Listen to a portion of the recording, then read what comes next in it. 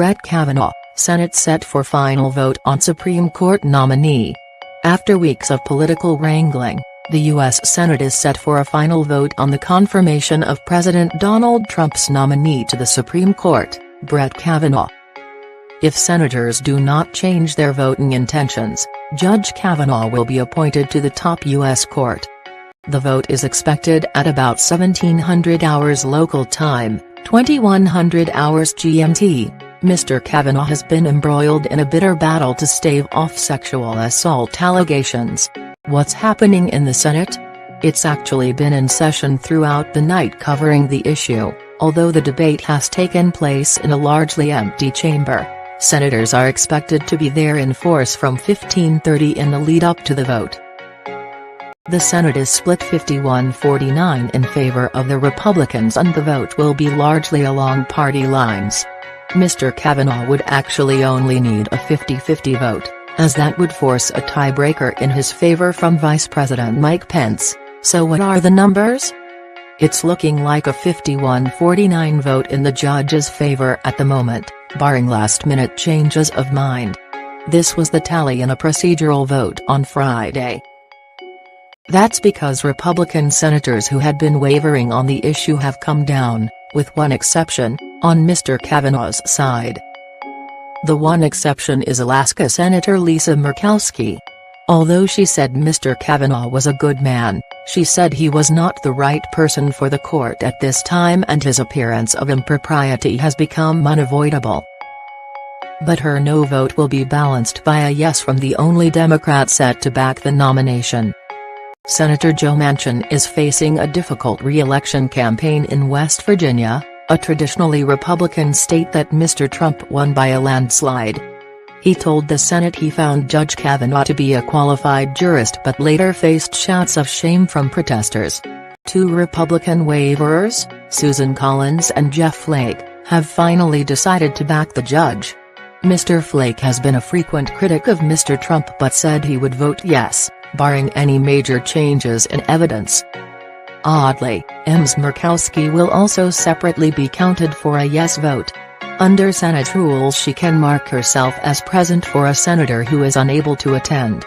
Steve Daines, who would have backed Mr. Kavanaugh, will be at his daughter's wedding.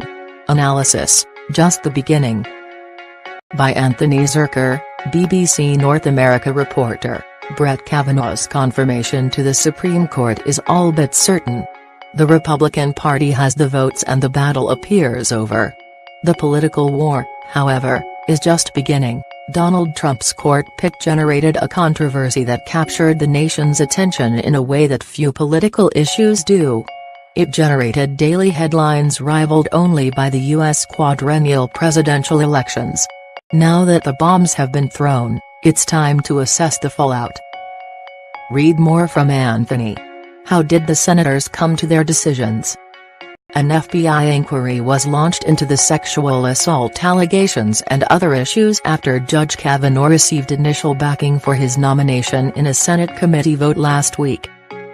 While the investigation has proved politically contentious, the wavering senators decided it had not provided sufficient grounds to oppose Mr. Kavanaugh.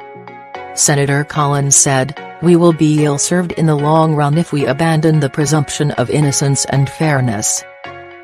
What was the FBI inquiry about? In public testimony last week, Professor Christine Blasey Ford said she had been assaulted by Judge Kavanaugh when they were both teenagers in 1982. Judge Kavanaugh denied the claim, and allegations that he drank to the point of memory loss at the time, in a feisty confrontation with senators. Federal agents are believed to have spoken to 5 witnesses regarding Professor Ford's accusations and another 4 other witnesses involving a separate accusation by Deborah Ramirez, who said the nominee had exposed himself to her when they were both at Yale University. He denies Ms. Ramirez's allegations, too.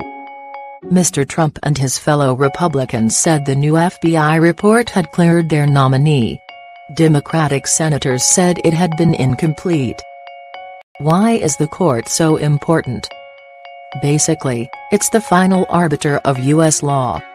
It has the ultimate say on such contentious issues as abortion and gun control. It has 9 judges, all of whom are appointed for life, and the confirmation of Judge Kavanaugh is likely to give it a more conservative hue. The Democrats are still smarting from the previous Supreme Court appointment. Republicans last year successfully stalled the process, meaning it fell to Mr. Trump, not Barack Obama, to nominate the new justice. Mr. Trump's choice of Neil Gorsuch strengthened the conservative leaning. All eyes will now be on November's midterm elections. Mr. Trump will be able to campaign on the back of an important victory, but commentators will be watching closely how the Kavanaugh affair affects women voters.